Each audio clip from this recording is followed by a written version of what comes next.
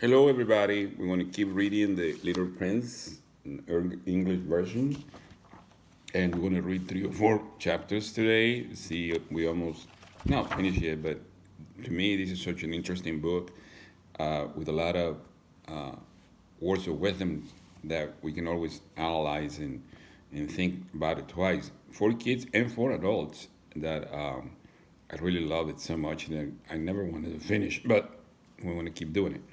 Okay, this will be chapter 11. Remember, the little prince is already, he left his planet and he's moving around in different planets. This is the second planet that he goes to in chapter 11. It goes like this. The second planet was inhabited by a very vain man. Ah, a beast from an admirer, he exclaimed when he caught sight of the little prince, is still at some distance. To a vain man, other people are admirers. Hello, said the little prince. That is a funny hat you are wearing. It is for answering acclamations, the very vain man replied. Unfortunately, no one ever comes this way. Is that so? Said the little prince, who did not understand what the vain man was talking about. Clap your hands, directed the man. The little prince clapped his hands, and the very vain man tripped his hat in modest acknowledgement. This is more entertaining than the visit to the king. See, this is the vain man wearing a funny hat.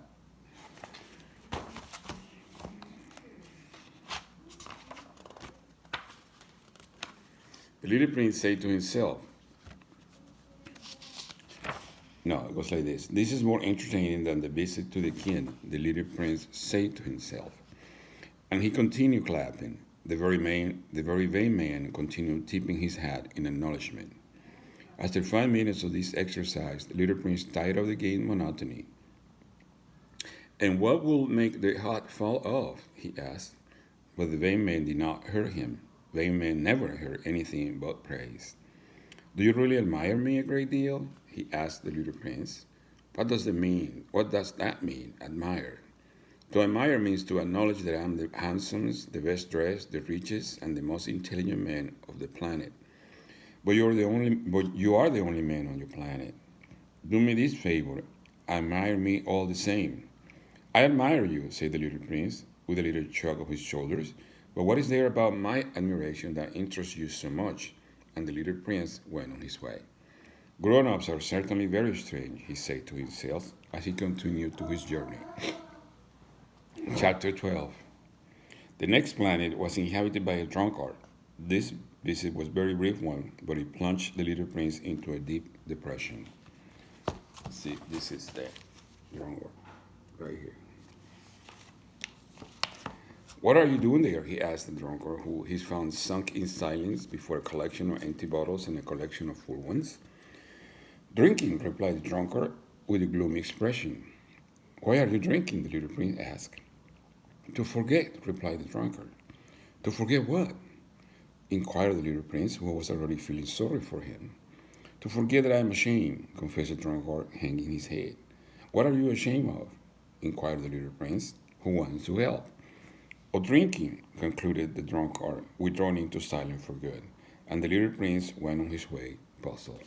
He didn't know why the guy was drinking and why was he doing all that. Grown-ups are certainly very, very strange, he said to himself as he continued to his journey. See how the little prince learns a lesson or sees something and then he compared that to adults or to the grown-ups, is what he called them. Chapter 13. The fourth planet belonged to a businessman. This person was so busy that he didn't even raise his head when the little prince arrived.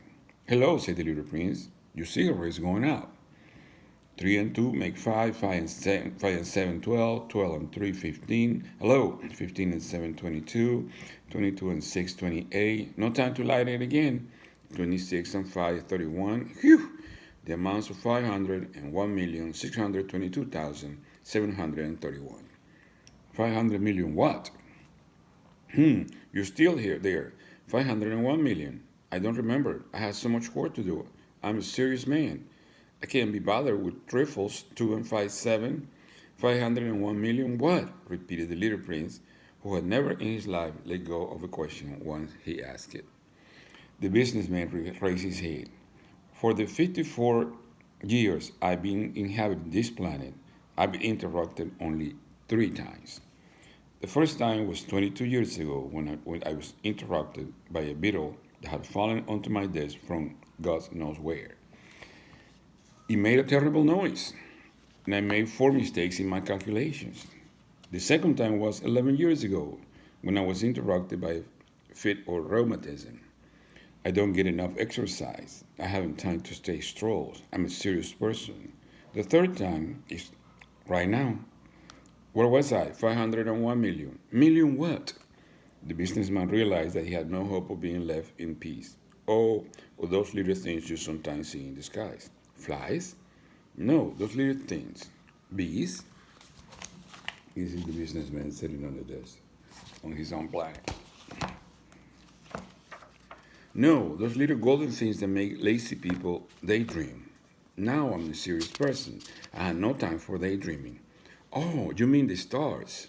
Yes, that's it, the stars. And what do you do with 500 million stars? 501,622,731. I'm a serious person and I'm accurate. And what do you do with those stars? What do I do with them? Yes, nothing. I own them. You own the stars? Yes, but I already seen a king who kings don't own. They reign over. It's quite different. And what good does owning the stars do you? It does me the good of being rich. And what good does it to you to be rich? It lets me buy other stars if somebody discover them. The little prince said to himself, this man argues a little like my drunkard. Nevertheless, he asked more questions. How can someone own the stars? To whom do they belong? Retorted the businessman grumpily. I don't know, to nobody. Then they belong to me because I thought of it first. Oh, and that's all it takes? Of course. When you find a diamond that belongs to nobody in particular, then it is yours. When you find an island that belongs to nobody in particular, it is yours. When you are the first person, when you are the first person to have an idea, you patent and it is yours. Now I own the stars, since no one before me thought of owning them. That's true enough, the little prince said. And what do you do with them? I manage them. I count them and then count them again, the businessman say. It is difficult work, but I'm a serious person. The little prince was still not satisfied. If I own a scarf, I can tie it around my neck and take it away. If I own a flower, I can pick it up and take it away. But you can't pick the stars. No, but I can put them in the bank. What does that mean? That means that I write the number of my stars on a slip of paper, and then I lock that slip of paper in a drawer. And that's all? That's enough. That's amusing, thought the little prince, and even poetic, but not very serious. The little prince had very different ideas about serious things from those of the grown ups. I own a flower myself, he continued, which I water every day. I own 3 volcanoes, which I rake out every week. I even rake out the extinct one. You never know. So, it is of some use to my volcanoes, and it is useful to my flower that I own them, but you are not useful to the stars. The businessman opening his mouth but found nothing to say in reply, and the little prince went on his way. Grown ups are certainly quite extraordinary, was all he said to himself as he continued on his journey. Chapter 14. The fifth planet, let me show you the picture first. See, that's the fifth planet where he found a guy lighting up a lamp. The fifth planet was very strange. It was the smallest of all. There was just enough room for a street lamp and a lamplighter. The little prince couldn't quite understand what use a street lamp and a lamplighter could be up there in the sky on a planet without any people and not a single house. However, he said to himself, it is quite possible that this man is absurd, but he is less absurd than the king, the very vain man, the businessman, and the drunkard. At least his word has some meaning. When he lights his lamp, it is if he brings one more star to life or one more flower. When he put out his lamp, that sends the flower or the star to sleep, which is a fine occupation and therefore truly useful. When the little prince reached this planet, he greeted the lamplighter respectfully. Good morning. Why have you just put out your lamp. Orders, the lamplighter answered. Good morning. What orders are those? To put up my street lamp. Good evening. Then he lit the lamp again. But why have you just lit your lamp again? Orders. I don't understand, said the little prince. There's nothing to understand, said the lamplighters. Orders are orders. Good morning. And he put out his lamp. Then he wiped his forehead with a red checked handkerchief. It is a terrible job I have. I used to be reasonable enough. I put the lamp out mornings and lit it after dark. I had the rest of the day for my own affairs and the rest of the night for sleeping. And since then orders have changed? Haven't changed, the lamplighters say. That's just the trouble. Year by year, the planet is turning faster and faster, and orders haven't changed. Which means, which means that now that the planet revolves once a minute, I don't have an instant it's rest. I light my lamp and turn it up once every minute. That's funny. Your days here are 1 minute long. It's not funny at all, the lamplighters say. You and I have already been talking to each other for a month. A month? Yes, 30 minutes, 30 days. Good evening. And he lit his lamp. The little prince watched him growing fonder and fonder of this lamplighter was so faithful to orders. He remembered certain sunsets that he himself used to follow in other days. Merely by shifting his chair, he wanted to help his friends. You know, I can show you a way to take a rest whenever you want to. I always wanted to rest, the lamplighter said, but if it is possible to be faithful and lazy at the same time. The little prince continued, your planet is so small that you can walk around in 3 strides. All you have to do is walk more slowly, and you'll always be in the sun. When you want to take a rest, just walk, and the day will last as long as you want it to. What good does that to me? What good does that do me? The lamplighter said. When the one thing in life I wanted to do is sleep. Then you're out of luck, said the little prince.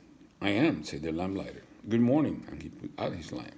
Now that man, the little prince said to himself as he continued on his journey, that man would be despised by all the others, by the king, by the very vain man, by the drunkard, by the businessman. Yes, he is the only one who doesn't strike me as ridiculous. Perhaps it is because he is thinking of something beside himself. He heaved a sigh of regret and said to himself again, that man is the only one I may have made my friend, but this planet is really too small. There's not room for two. What the little prince dared not to admit was that he most regretted leaving the planet because he was blessed with 1,440 sunsets every 24 hours. See, that's perfect. Okay, that we end up for today. We're going to read some more tomorrow, maybe next week. Look, today is Thursday, and we need to wear a spirit shirt. I'm wearing my LSU Tigers, and of course, national champion. See, I'm bragging about this when doing that thing. Don't forget to keep working with your teacher, with your classes. Don't forget to read at least 40 minutes a day. Hey, remember the website that I give you, nasa.com/STEM on today's April the 20th will be Earth Day, and they're going to have a lot of games, video, and activities. So check on that one. It's called nasa.com. No, that gov that slash STEM. Okay. Glad to see you. I miss you guys, and I hope to see you. I can see you in person really, really soon. Later.